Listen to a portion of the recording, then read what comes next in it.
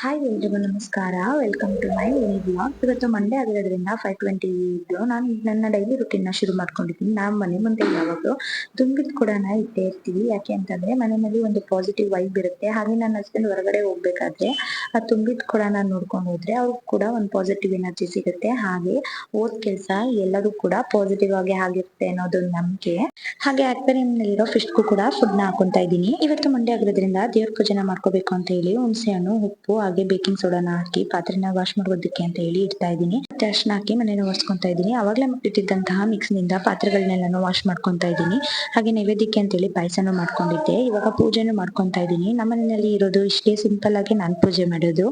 ತುಂಬಾ ಗ್ರ್ಯಾಂಡ್ ಆಗಿ ಏನು ಪೂಜೆ ಮಾಡೋದಿಲ್ಲ. ಹಾಗೆ ನಮ್ಮ ಮನೆಯಲ್ಲಿ ದೇವ್ರ ಮನೆ ಇಲ್ಲ, ನಾವು ರೆಂಟೆಡ್ ಹೌಸ್ ಅಲ್ಲಿ ಇರೋದಾಗಿದ್ದರಿಂದ ದೇವ್ರ ಮನೆನ ಸ್ವಲ್ಪ ಚಿಕ್ಕದಾಗಿನೇ ಕೊಟ್ಟಿದ್ದಾರೆ. ಹಾಗೆ ನಾನು ಈ ರೀಸೆಂಟ್ ಆಗಿ ಮಂತ್ರಾಲಯಕ್ಕೆ ಹೋಗಿದ್ದೆ. ಮಂತ್ರಾಲಯದಿಂದ ಬರ್ಬೇಕಾದ್ರೆ ಫೋಟೋನ ಕೂಡ ತಗೊಬಂದಿದ್ದೆ. ಹಾಗೆ ಹೊಸ್ಲಿಗೆಲ್ಲ ಪೂಜೆ ಮಾಡ್ಕೊಂತಾ ಇದ್ದೀನಿ. ಹಾಗೆ ತುಳಸಿ ಕಟ್ಟೆಗೂ ಪೂಜೆ ಮಾಡಿ ನಾನು ಸೂರ್ಯಂಗೂ ಪೂಜೆ ಮಾಡ್ತಾ ಇದ್ದೀನಿ.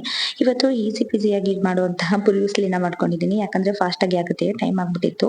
ನನ್ನ ಮಗಳಿಗೆ ಬಾಕ್ಸಿಗೆ ಲಂಚ್ಗೆ ಎಲ್ಲ ಪ್ಯಾಕ್ ಮಾಡಿ ಹಾಗೆ ಸ್ನಾಕ್ಸ್ ಕೂಡ ಪ್ಯಾಕ್ ಮಾಡಿದ್ದೆ. ಸ್ನಾಕ್ಸಿಗೋಸ್ಕರ ಅಂತ ಹೇಳಿ ಪಾಯಸನೇ ಹಾಕಿ ಕೊಟ್ಟಿದ್ದೆ. ಹಾಗೆ ನಾನು ಕೂಡ ಪ್ಯಾಕ್ ಮಾಡ್ಕೊಂಡು ನಾನು ನನ್ನ ಮಗಳು ಇಬ್ರು ಕೂಡ ಸ್ಕೂಲ್ಗೆ ಹೋದ್ವಿ. ನನ್ನ ದಿನ ಹೀಗಿತ್ತು. ನನ್ನ ವ್ಲಾಗ್ ಇಷ್ಟ ಆದ್ರೆ ಲೈಕ್ ಮಾಡಿ ಹಾಗೆ ಸಪೋರ್ಟ್ ಮಾಡಿ. Thank you.